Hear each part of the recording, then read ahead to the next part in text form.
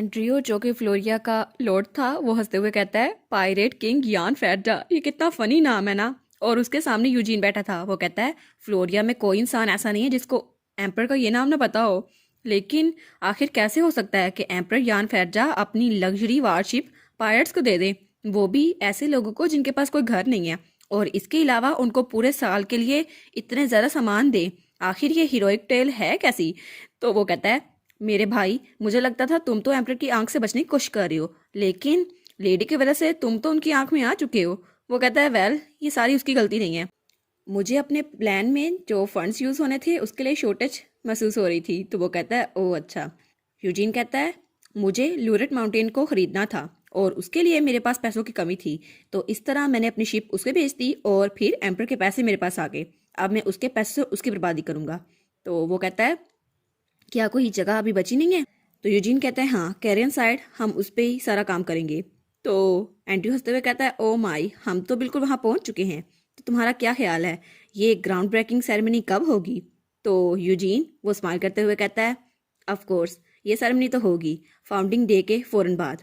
और तब हमें हमारी हीरोइन दिखाई जाती है जो वहाँ पर बड़ी प्यारी लग रही थी और उसने वाइट कलर का ड्रेस पहना था। वो कहती है कितने हफ्ते हो गए हैं जब से मैं फ्लोरिया आई हुई हूँ, लेकिन नॉर्दर्न लॉर्ड ने तो कहा था मैं जितना चाहे यहाँ रिलैक्स कर सकती हूँ, और मेरे पास तो बहुत ज़्यादा मनी है, और उसने कहा था अब तो आपकी नैक हो चुकी है लेडी, तो आपको फिक्र करने की ज़रूरत नहीं है।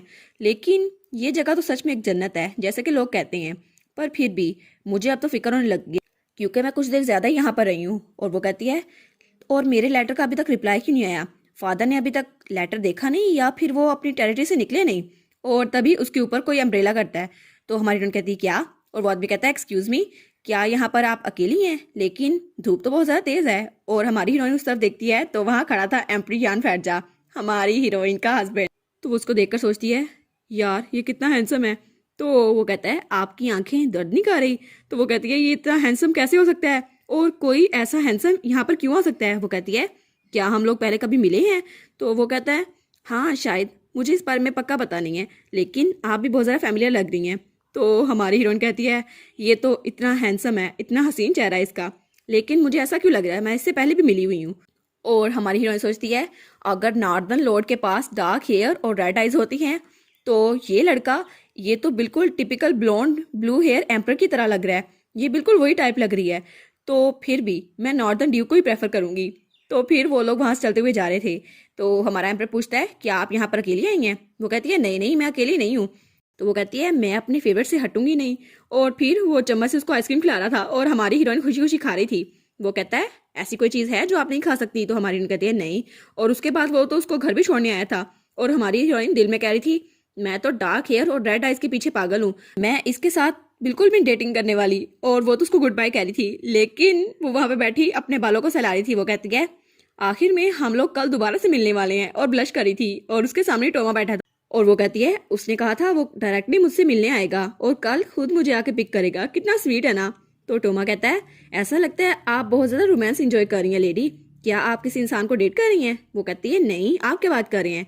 तो हमारी उन कहती है अच्छा, तो आप मेरे साथ टाइम नहीं गुजार पा रहे ना क्योंकि आप बिजी थे, क्या आप जेलस हो रहे हैं।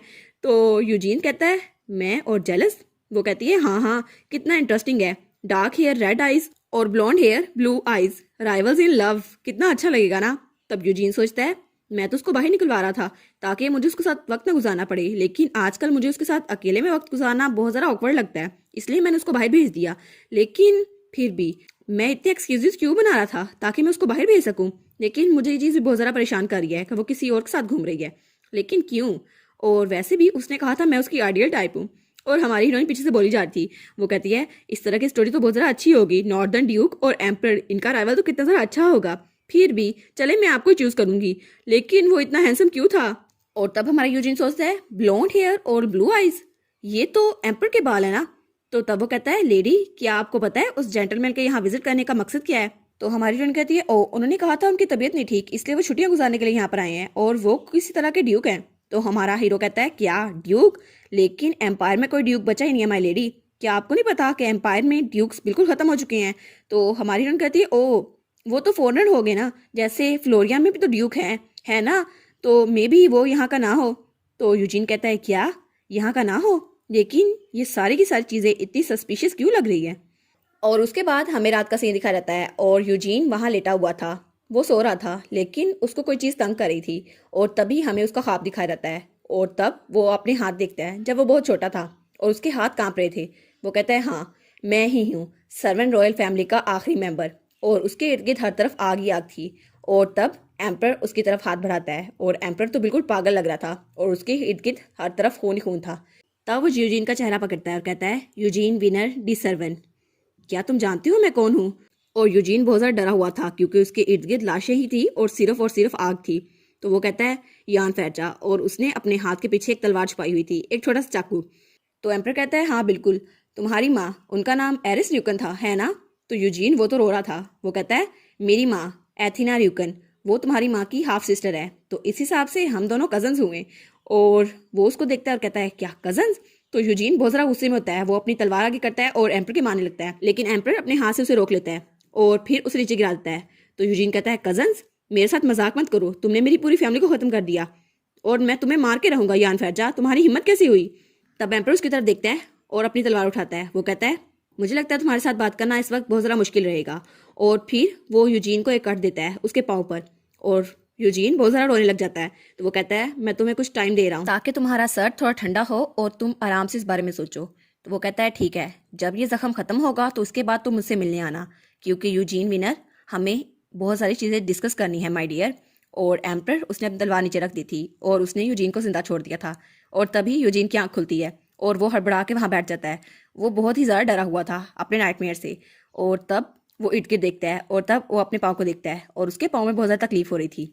तो वो अपना सर पकड़ लेता है और कहता है, डैम, मैं उस ख्वाब को अभी तक नहीं भूल पाया, उस रात को मैं अभी तक नहीं भूल पाया।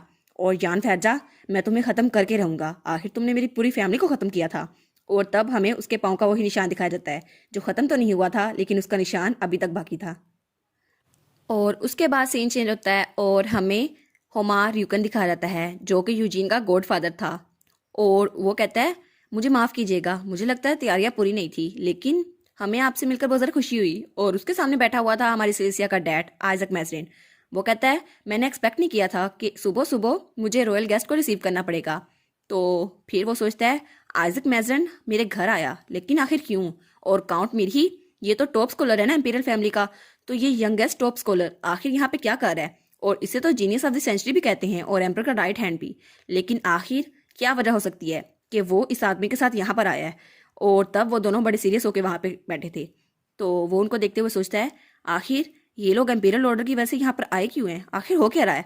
क्या इनको पता नहीं चल गया कि आखिरी बार जो इंसिडेंट हुआ था उसमें हम लोग भी शामिल थे, लेकिन मैंने तो सारे सबूत मिटा दिए थे, तो उनको कैसे पता चल सकता है। तब सिलिसिया का डैड वो चाय पीते हुए कहता है, एक्चुअली बात यह है कि आपका बेटा मेरी बेटी के साथ भाग चुका है, तो हम दोनों फादर्स को अच्छे से बात करनी चाहिए। तो वो चाय पी रहा था, उसके मुंह से चाय गिर जाती है। वो कहता है, क्या वो आपकी बेटी थी। और उसे सिलिसिया याद आती है। वो कहता है, आपकी बेटी थी ना वो।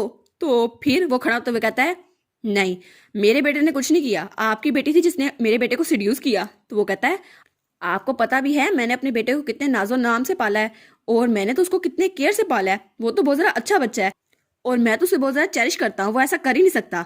और ये आपकी बेटी थी जो पता नहीं कहाँ से आ गई और मेरे बेटे को लेके चली गई। तो वो कहता है, क्या, मेरी बेटी ने कुछ नहीं किया, सारा कसूर तुम्हारे बेटे का है और दूसरों के बच्चों को इल्ज़ाम नहीं देना चाहिए।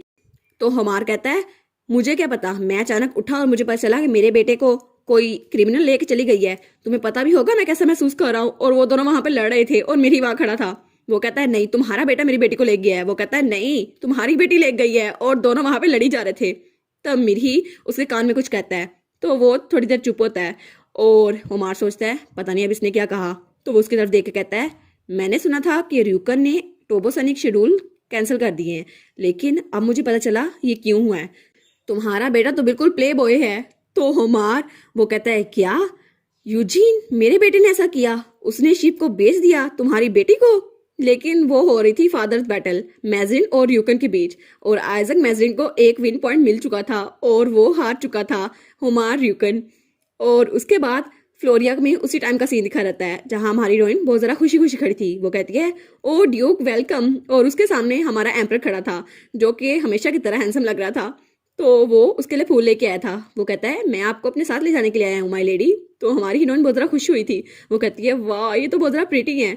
और हमारी हीरोइन के पीछे टोमा उन्हें देख रहा था और तब उसकी नज़र एम्पर पे पड़ती है और तभी एम्पर टोमा र्यूकन को देखता है और वो दोनों अचानक ही अनएक्सपेक्टली मिल गए थे और वो दोनों एक दूसरे को देखते हैं लेकिन कुछ बोलते नहीं हैं। तो यूजीन सोचता है क्या मैंने कभी नहीं सोचा था कि मैं यान फेडर से यहाँ पे मिलूंगा। और वो भी उसको देखते हैं कहता है ओह तो यूजीन तुम यहाँ पर छुपे हुए हो। और उसके बाद वो दोनों हाथ मिलाते हैं। तो यूजीन कहता है आपसे मिलकर खुशी हुई। तो वो कहता है हाँ हाँ तुमसे मिलकर भी खुशी हुई। और उन दोनों की आंखों से तो बिजली निकल रही थी। तो हमारी यून कहती है क्या इनको क्या हो गया। तो यूजीन कहता है लेडी क्या आप विला पे टाइम गुजारना पसंद करेंगी, वैसे भी आपके फ्रेंड को यहाँ पे आने के लिए दावत देता हूँ मैं। तो हमारी यून कहती है क्या सच में क्या वो आ सकता है। तो वो उसके कंधे पे हाथ रख कहता है ऑफ कोर्स, वैसे भी मैं आपके गेस्ट को यहाँ पे कैसे मना कर सकता हूँ, आप तो मेरी भी गेस्ट है ना, तो आपका गेस्ट मेरा भी गेस्ट हुआ। और वो बड़े गुस्से से हमारे एम्पर को देख रहा था।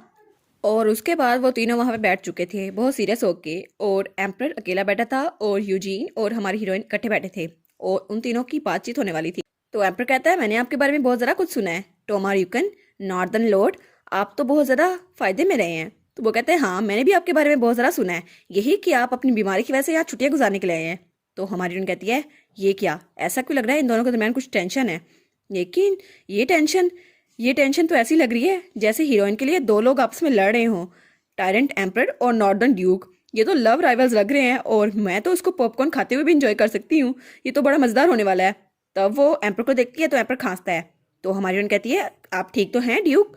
तो वो कहता है ओ मैं बहुत ज़्यादा नर्वस हो गया था यहाँ सराउंडिंग्स की वजह से, तो मुझे लगता है मैं बस कोलैप्स होने वाला हूँ, लेकिन अगर आपके पास खांसी का कोई शरबत है तो मुझे ला के दे सकती हैं, तो इसकी वजह से मेरी कंडीशन अच्छी हो जाएगी। तो हमारी हीरोइन कहती है ऑफ कोर्स मैं आपको अभी ला के देती हूँ, आपको अपनी तबीयत की फिक्र करने की जरूरत नहीं है। और ये कहकर वो वहाँ चल जाती है। वो कहती है बस थोड़ी देर मेरा इंतजार करें। और पीछे वो दोनों वहाँ बैठे हुए थे, हमारा एम्पर और नॉर्दर्न ड्यूक। और हमारा एम्पर कहता है तो तुम मेरी कंट्री में बिजनेस करते रहे हो और मुझे पता नहीं चला। तो वो कहता है हाँ तो तुम्हें कौन सा बीमारी थी और तुम्हारी ये फेक हंसी देखकर किसी को भी पता चल सकता है तुम झूठ बोल रहे थे। तो एम्पर वो बड़े स्टाइल से वहाँ बैठता है और कहता है 10 साल है ना यूजीन, 10 साल हो गए हैं और मुझे नहीं पता था तुम कोई ऐसे इंसान होगे जो किसी और की वुमेन को अपने साथ रखना चाहेगा, लेकिन ऐसा लगता है तुम बहुत ज़्यादा बड़े हो गए हो। तो यूजीन वो वहाँ बैठा सोच रहा था मुझे होल्ड बैक करना ही होगा, अगर मैं अभी जाकर इसको मारूं और इसके टुकड़े टुकड़े करना चाहूँ फिर भी मुझे फाउंडिंग डे तक का इंतजार करना ही होगा, मैं तभी इस इंसान को हरा सकता हूँ। और वैसे भी मैं फ्लोरिया में अपनी पावर्स यूज़ नहीं कर सकता क्योंकि ये जगह कॉन्फ्लिक्ट फ्री है। तो एम्पर कहता है बाय द वे ये बहुत ज़्यादा डिसअपॉइंटिंग है, मैंने तुम्हें कहा था ना जब तुम्हारे पाँव का वो जख्म ठीक हो जाए तब मुझसे मिलने आना, लेकिन तुम तो आई नहीं थे और तब हमें उसका जख्म भी दिखा रहता है। तो एम्पर कहता है क्या तुम भूल गए थे। तो यूजीन तंज करते हुए कहता है ओ इतना डीप कट था तुम्हें लगता है मैं भूल सकता हूँ। तो एम्पर कहता है क्या ज्यादा डीप था। वो कहता है लेकिन मैंने तो पूरी कोशिश की थी अपनी स्ट्रेंथ को कंट्रोल करूं, क्या मुझे तुम्हारी टांग देखने को मिल सकती है, बस ये देखना चाहता हूँ कि ज्यादा मसला तो नहीं हुआ था। तो वो कहता है क्या, और फिर वो खड़ा हो गया था। तो एम्पर कहता है मुझे बस दिखा दो। तो वो कहता है क्या क्या मतलब क्या दिखा दूं, मैं अपने पाँव तुम्हें क्यों दिखाऊं। वो कहता है मुझे बस तुम्हारा स्कार देखना है, एक बार बस दिखा दो उसके बाद मैं आराम से बैठ जाऊंगा। तो यूजीन कहता है मैंने बताया तो है ये बिल्कुल वैसा ही है और उसका निशान अभी तक है। तो वो कहता है क्या फिर भी मुझे दिखा दो, बस मुझे तुम्हारे पाँव थोड़े से देखने हैं उसके बाद मैं पीछे हो जाऊंगा। वो कहता है बस मुझे छूने की कोशिश मत करना। और वो तो वहां से भाग रहा था। वो कहता है हाँ मुझे अब याद आया ये आदमी तो बिल्कुल बेकार है, ये एम्पर तो बिल्कुल का बिल्कुल पागल है और इस इंसान को तो वर्ड्स की समझ नहीं आती। और वो तो चेयर आगे कर रहा था लेकिन एम्पर उछल के उसके पास आता है और तब धड़ाम से वो चेयर नीचे गिरती है और एम्पर यूजीन के ऊपर गिरा हुआ था और तब उसने उसकी टांग पकड़ ली थी। वो कहता है देखा मैंने तुम्हें पकड़ लिया, पहले ही आराम से दिखा देते ना अपनी टांग। तो यूजीन सोचता है ये अभी तक वैसा ही है, वैसा ही पागल। तो एम्पर कहता है कितना सैड है, मैं तुम्हारा इकलौता कजन हूँ इसलिए मैं चाहता था मैं तुम्हारे साथ काइंड रहूं, लेकिन तुम्हारे फादर और ब्रदर्स को मारना मेरे लिए अनअवॉइडेबल था, मुझे उन्हें मारना ही था। तो वो कहता है ऐसे प्रिटेंड करने की कोशिश ना करो जैसे तुम बहुत ज़्यादा सिंसियर हो यान फैजा, अगर तुम्हें दूसरों के बारे में फिक्र होती तो तुम वो ना करते मेरे साथ और मेरी माँ के साथ जो तुमने किया था। और वो तो बड़ा गुस्से में लग रहा था। वो कहता है मैं तुम्हें कभी माफ़ नहीं करूंगा और उसका हाथ हटा रहा था। तो एम्पर कहता है क्या, मैंने तुम्हारी माँ के साथ क्या किया। वो कहता है एक मिनट मुझे लगता है तुम्हें कोई गलत फहमी हुई है। लेकिन तभी वहाँ पर हमारी हीरोइन आ जाती है। वो कहती है मैं 82 प्लेस पे गई थी लेकिन मुझे दवाई कहीं नहीं मिली और आखिर में जो मुझे मिली है, लेकिन तब वो वहाँ पर देखती है तो वो बिल्कुल शॉक हो जाती है और उसका मुंह खुला का खुला रह जाता है। और जब वो देखती है तो उसके सामने एम्पर और वो दोनों जमीन पे लेटे हुए थे और एम्पर यूजीन के ऊपर था। तो वो कहती है क्या, और उसके हाथ से वो शीशी नीचे गिर जाती है और वो उन दोनों को देखती है और कहती है क्या तुम दोनों, मुझे लगा था ये मेरे लिए राइवली कर रहे हैं, लेकिन ये दोनों तो आपस में फ्लर्ट कर रहे हैं। और वो कहती है वाह ये तो बड़ा मजे का सीन है, ये तो लव ट्रायंगल की जगह लव कपल बन गया। तो यूजिन कहते हैं एक मिनट रुके माय लेडी, आप जैसे सोच रही हैं बिल्कुल वैसा नहीं है, ये मिसअंडरस्टैंडिंग है। तो एम्पर कहता है व्हाट अ शेम, मैं ऑलमोस्ट तुम्हारे पाँव को देखने ही वाला था। तो हमारी कहती है क्या क्या देखने वाले थे? तो यूजीन कहता है ये बकवास कर रहा है, कुछ भी नहीं हुआ। तब हमारी हीरोइन कहती है कोई बात नहीं नॉर्दर्न बॉस, मुझे वो जनरल भी पसंद है। तो यूजीन कहता है मैं तुम्हें बता रहा हूँ जैसा तुम सोच रही हो वैसा बिल्कुल भी नहीं है। तो हमारी हीरोइन कहती है कोई बात नहीं, मैं आप दोनों को भी सपोर्ट करूंगी और आपको शर्माने की बिल्कुल भी जरूरत नहीं है। तो वो कहता है आखिर कोई मेरी बात क्यों नहीं सुन रहा। और इसी के साथ ये वाला पार्ट यहाँ पर ख़त्म। तो आप लोग बताइएगा आपको ये पार्ट कैसा लगा। प्लीज़ लाइक करिएगा, कमेंट करिएगा और शेयर करिएगा। और जो न्यू व्यूवर्स हैं काइंडली वो चैनल को सब्सक्राइब कर दें। और पिछली वीडियोस का लिंक आपकी स्क्रीन पर नज़र आ रहा होगा तो काइंडली उनको भी चेकआउट कर लें। Thank you so much.